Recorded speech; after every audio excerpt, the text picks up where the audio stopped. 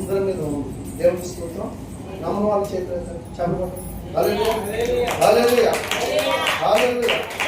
ఆయన కృప లేకపోతే ఈరోజు మనకు ఉండేవారు కాదు. దేవునికి స్తోత్రం.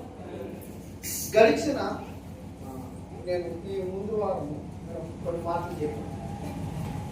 మత్తయి సువార్త, మార్కు సువార్త, లూకా సువార్త, యోహాను సువార్త, అపోస్తలుల కార్యాల కోసం కొన్ని సంగతులు మీ ముందు ఇచ్చారు. ఈ 5 కూడా అపోస్తలుల కార్యం అనేది బయటకు వెళ్ళిపోవచ్చు, నో ప్రాబ్లం. అపోస్తలుల కార్యం అనేది సంఘ పరిచర్య నిమిత్తము అపోస్తలులు 12 మంది కలిసి సంఘములను బలపరిచే నిమిత్తము అపోస్తలుల కార్యాలు అపోస్తలుల పౌలు గారి ద్వారా రాయబడ్డాయి. దేవునికి స్తోత్రం. ఇక 4 సువార్తలు యేసుక్రీస్తు ప్రభువుని గురించి ఈ లోకంలో ఉన్నటి నీ కొరకు నా కొరకు లోకరక్షకుడైన క్రీస్తు రావాల్సి వచ్చిన అవసరం నిమిత్తము ఆయన వస్తే మనల్ని ఏం చేస్తాడు, మనకి ఏమిస్తాడు, మనల్ని ఎలా చూస్తాడు అన్న విషయాలే కాకుండా ఆయనకి విరోధంగా లేచేవారు, ఆయన్ని విడిచిన వారు, ఆయనకు తెలియదన్న వారు, ఆయన ఆరాధించినటువంటి వారు, ఆయనకి మాకు సంబంధం లేదంటే వారి పట్ల ఎలా ఉంటుంది అనేది ఈ మత్తయి సువార్త నుంచి కొన్ని మాటలు 1వ అధ్యాయం నుంచి 7వ అధ్యాయం వరకు చెప్పుకొచ్చి యేసుక్రీస్తు ప్రభువారు మొట్టమొదటిసారిగా ఆయన చేసిన కార్యాలు, ఆయన చేసిన అద్భుతాలు నిజానికి మత్తయి సువార్త కాదు మొదట ఉండవలసింది, లూకా సువార్త ఉండాలి. దేవునికి స్తోత్రం. లూకా సువార్త ఎందుకు ఉండాలంటే లూకా సువార్తలో ఆయన పుట్టిక ప్రారంభమైంది. హల్లెలూయా. లూకా సువార్తలోనే ఆయన మొదట సూచక్రియ చేశాడు కానాన వివాహంలో, కానాన విందులు. హల్లెలూయా. కానాన ఊర్లో కూడా ఆయన చేసిన మొదటి సూచక్రియ కూడా అక్కడే. మరి మత్తయి సువార్త ఎందుకు ముందుగా పెట్టారంటే మత్తయి సువార్త పెట్టిన కారణాలు చాలా ప్రాముఖ్యమైన కారణాలు ఉన్నాయి. ఎందుకు ఏంటనేది మరొక రోజు నేను చెప్తాను. ఎందుకంటే మత్తయి సువార్త పలకటానికి కానీ చదవటానికి కానీ ప్రాముఖ్యత కలిగి ఉండటానికి కానీ అన్నిటికీ కొంచెం మనకు అనుగుణంగా ఉంటుంది. అందుకని మత్తయి సువార్తని ముందుగా పెట్టారు. దేవునికి స్తోత్రం. మత్తయి సువార్తలో ఒక మనుషుడి యొక్క విధానాన్ని, మనుషుడి యొక్క ప్రాముఖ్యతని నాకు చూడండి, మనుషుడి యొక్క వైఖరిని, మనుషుడి యొక్క ప్రవర్తనని అంతటిని కూడా చాలా విపులంగా రాసుకొచ్చాడు. వారికి ఎలాంటి తీర్పులు ఉంటాయి, వారికి ఎందుకు వస్తాయి, ఆ తీర్పులు ఎందుకు, అవన్నీ చాలా విపులంగా రాసుకొచ్చాడు. మనం 1వ అధ్యాయంలో ఆయన యొక్క పుట్టుక చూస్తాం, ఆయన వంశావళినే మనం చూస్తాం. దేవునికి స్తోత్రం. 2వ అధ్యాయంలోకి వచ్చిన తర్వాత ఆయన యొక్క దళితులు, తీర్పులు, ఇలాగ 5వ అధ్యాయం వరకు మనం చూడగలుగుతాం ఆయన మొత్తం అంతా. 8వ అధ్యాయం వచ్చిన తర్వాత ఆయన ఒక మనిషి ఎప్పుడు ఎల్లప్పుడూ హెల్తీగా అంటే ఆరోగ్యపరంగా ఉండడం అనేది మత్తయి సువార్త 8వ అధ్యాయం మొదటి 2-3 వచనాల్లో మనం చూడగలుగుతాం. దేవుని స్తోత్రం. ఇవన్నీ మీకు ఎందుకు చెప్తున్నానంటే నేను గడిచిన వారంలో చెప్పిన విషయాలు మళ్ళీ మీకు రిపీట్ చేస్తాను. ప్రియులారా, యేసుక్రీస్తు ప్రభువారు వచ్చిన తర్వాత ఇవి ప్రారంభమయ్యాయి.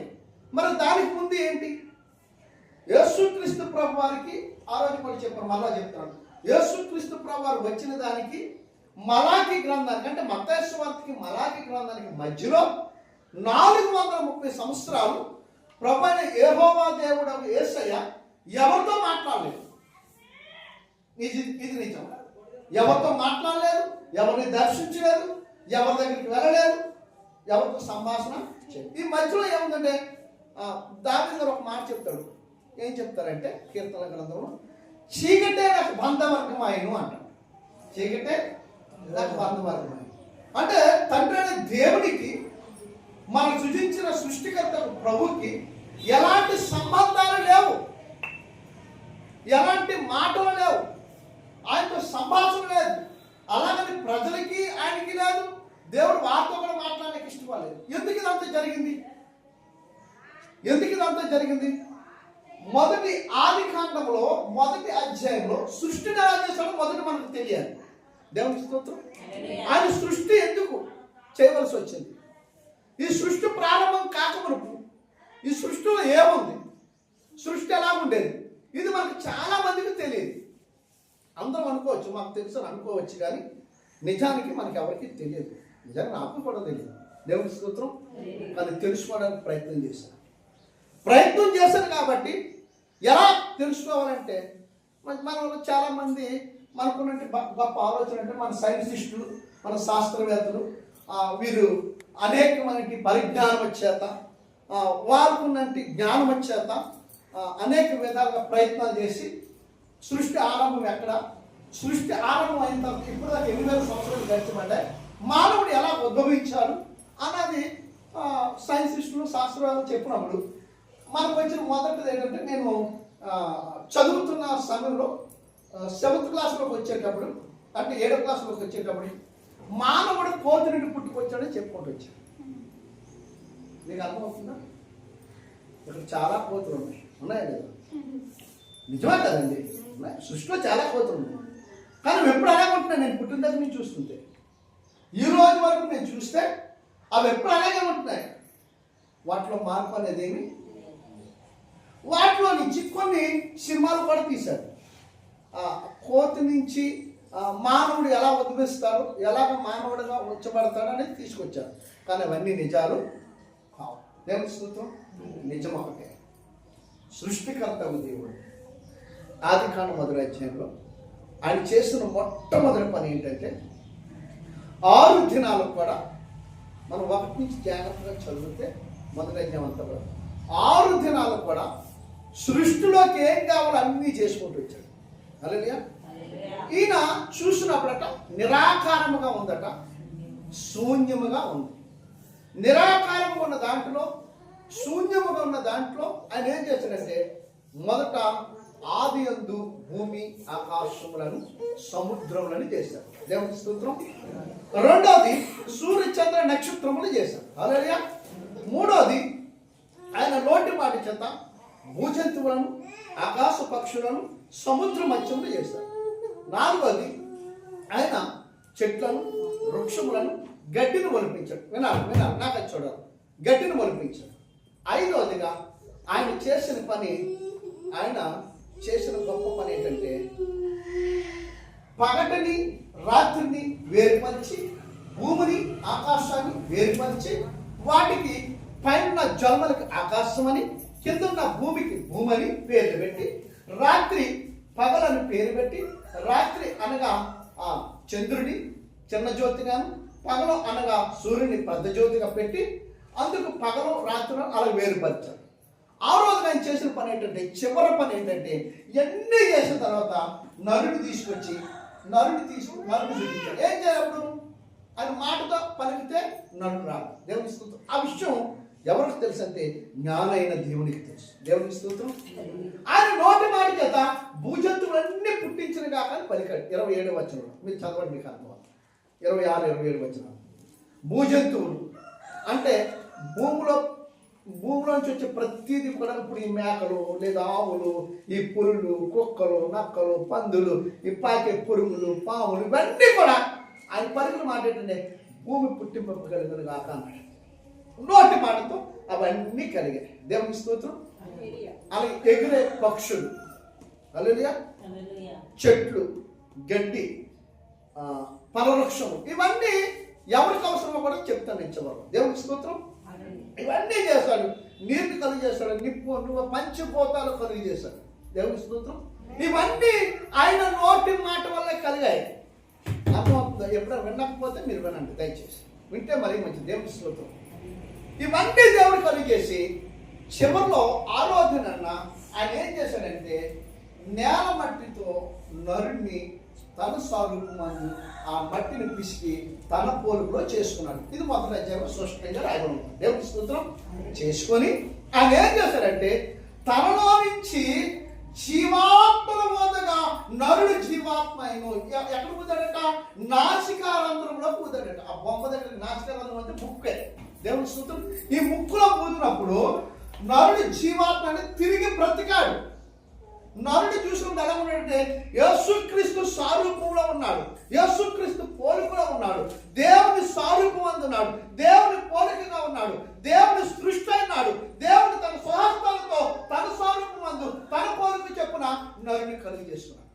స్తోత్రం. హల్లెలూయా. నువ్వు కోతి నుంచి రాలేదు, ఇది గుర్తుపెట్టుకో. దేవునికి స్తోత్రం. నిన్నెవరు చేయలేదు. హల్లెలూయా. నీ అంతటా నువ్వు భూమి మీద ఉద్భవించలేదు. ఎవరు చేశారంటే నిన్ను ఇష్టపడి, నీకు అర్థమని చెప్తాను, నిన్ను ప్రేమించి నీ కోసం తను చేసిన త్యాగం ఏంటంటే ఇప్పటికిప్పుడు నా బిడ్డ యోగక్షేమాన్ని నిమిత్తం ఇప్పటికిప్పుడు నేను దేనికన్నా రెడీ. సో వేల మంది వచ్చి, ఇదిగో ఈ నా సంఘం కొరకు వేల మంది వచ్చి మీరందరూ వచ్చే నా సంఘం మీద పడిన వాళ్ళ కొరకు నేను చనిపోతాను, వాళ్ళ ముందుకే నిలబడి ఆయనే నజరేయుడైన యేసు. దేవునికి స్తోత్రం. ఆయనే నజరేయుడైన యేసు. అంతగా నిన్ను ప్రేమించి ఈ సృష్టిలో మొదటిగా నిన్ను ప్రథమ ఫలముగా చేశాడు. దేవునికి స్తోత్రం. ఏం చేశాడట? ప్రథమ ఫలముగా చేశాడు. హల్లెలూయా. ఏం చేశాడు? ప్రథమ ఫలముగా. అదేంటది? ఆయన ప్రథమ ఫలం ఎలా కొడతాడు? మొదట భూమి, ఆకాశం, సముద్రం చేశాడు. రెండవదిగా సూర్య చంద్ర నక్షత్రాలు చేశాడు. మూడవదిగా భూజంతువులు, ఆకాశ పక్షులు, సముద్ర మత్స్యములు చేశాడు. నాలుగవదిగా చీకటిని వెలుగుని వేరుపరిచాడు. భూమి ఆకాశాన్ని వేరుపరిచాడు. చెట్లు, వృక్షములు, పళ్ళను కలుగు చేశాడు. చివరికి వచ్చేటప్పటికి ఆయన నరుని కలుగు చేసి నేను ప్రథమ ఫలంగా చేశాను. దేవుని స్తోత్రం. చేశాడా? చెప్పాలి. ఇందులో ప్రథమ ఫలం ఎవరు? మొదటి చేసింది ఎవరిని? మొదటి కలుగు చేసింది ఎవరిని? చెప్పండి అమ్మా, నాకు వినిపించదు. మీకు అర్థం కాలేదు నేను చెప్పేది. ఇంకా ఇవన్నీ చేసి మనుషుల్ని ప్రథమ ఫలంగా ఎందుకు పెట్టాడంటే, ముందుగానే దేవుడు తన స్వరూపమందు తన పోలుకు చెప్పున మనుషుని కలుగు చేస్తే మనుషుడికి కావలసిన అంటే నరుడికి కావలసిన ఆహార పదార్థాలు ఏమి బ్రతకడానికి అవకాశం ఏమి, నరుడికి ఏం కావాలో భూమి మీద కావాల్సిన ప్రతి వనరులు కలుగు చేసేసాడు. హల్లెలూయా. అందుకే సముద్ర మత్స్యములు కానీ, భూజంతువులు కానీ, ఎగిరే పక్షులు కానీ, ఆకుకూరలు కానీ, మొక్కలు కానీ, పళ్ళు పదార్థ వృక్షములు కానీ, వీటన్నిటిని మనుషుడు తినొచ్చు. కూర మొక్కలన్నిటినీ నువ్వు తినొచ్చు. భూమి మీద ఉన్న ప్రతి మాంసాహారం భుజించవచ్చు. వృక్ష ఫలాలను భుజించవచ్చు. ఇవన్నీ మనుషుడికి ఆహారం అగును గాక. చదివారా? అది కానీ మొదటి రెండో ఇవన్నీ మనుషుడికి ఆహారం అగును గాక. ఇది అవసరం మనుషుడికి. ఈ అవసరాలన్నీ ముందు కలుగు చేసి తన మనసులో ఫస్ట్ ఎవరున్నారు? ఇప్పుడు చెప్పండి. దేవుడు మనసులో మొదట ఎవరున్నారు? మానవుడు ఉన్నారు. అందుకే మానవుని ఏమన్నాడంటే ప్రథమ ఫలము. ఏంటంట? ప్రథమ ఫలముగా దేవుడు ఎంచుకున్నాడు. నీవు ప్రథమ ఫలం ఏంటి? వ్యక్తి ఎలా ఉండాలి? నీవెప్పుడు కూడా నీ దేవుడని యెహోవాకి ప్రథమ స్థానాన్ని ఇవ్వాలి. ఏం చేయాలి? మొదట నీ ఇంట్లో ప్రథమ స్థానం ఎవరికి ఇవ్వాలట? దేవుడికి ఇవ్వాలి. రెండో స్థానము నీ యజమాని అంటే నీ భర్తకి ఇవ్వాలి. నీ పిల్లలు ఎవరికి ఇవ్వాలి? తల్లిదండ్రికి ఇవ్వాలి. ఇవ్వాలా లేదా? ప్రథమ స్థానం ఎక్కడ ప్రారంభం అవుతుంది? అది ఎవరు ఇవ్వాల్సింది? ఇవ్వాల్సిందే ఖచ్చితంగా. కానీ మనం ఏం చేస్తామంటే మనకి తీసుకెళ్ళి బయట వాళ్ళకి చెప్తాం. మన జుట్టుకి ఆడి చేతిలో పెడతాం. భర్త గురించి మనమే చెప్తాం, భార్య గురించి మనమే చెప్తాం. తల్లిదండ్రుల గురించి పిల్లలే చెప్తారు, పిల్లల గురించి తల్లిదండ్రులే చెప్తారు. ఎంత దౌర్భాగ్యమైన పరిస్థితి అంటే వీటన్నిటినీ క్రమబద్ధంలో వరుసలో పెట్టి దేవుడు నీవు ప్రథమ స్థానము మొదటి దేవునికి ఇచ్చి రెండోదిగా నీ యజమానులకు నీ భర్తకి. అందుకనే యేసు ప్రభువు వారు కొరింథీ సంఘంలో అపోస్తలుడైన పౌలు గారు చెప్పిన మాట ఏంటంటే క్రీస్తు సంఘానికి శిరస్సు అన్నాడు. ఇక్కడ ఉన్నారా? క్రీస్తు సంఘానికి. సంఘం అంటే ఏంటి? సంఘం అంటే ఏంటి? ఈ గుడారంగా ఇది గుర్తుపెట్టుకోవాలి. సంఘం అంటే మనందరం, నాతో సహా సంఘం అంటే మనము, మనందరికైనా ఏమైనాడు? శిరస్సు అయినాడు. భార్యకు భర్త శిరస్సు అయి ఉన్నాడు. హల్లెలూయా. అవునా కదా? నిజమా కదా? నిజమా కదా? సామెతల గ్రంథము 31వ అధ్యాయం ఇంటికి వెళ్ళి చదవండి. 18వ వచనం నుంచి చివరి వరకు చదవండి. ఆమె అట తన భర్త గురించి మాట్లాడుతూ, తన పిల్లల కోసం మాట్లాడుతూ ఆమె చెప్తుంది, అన్ని పనులు ముగించుకొని పిల్లలకు దుప్పటి కప్పుతాడు వెచ్చ కలుగుతూ. తన భర్త ఎక్కడ ఉన్నాడు తెలుసా?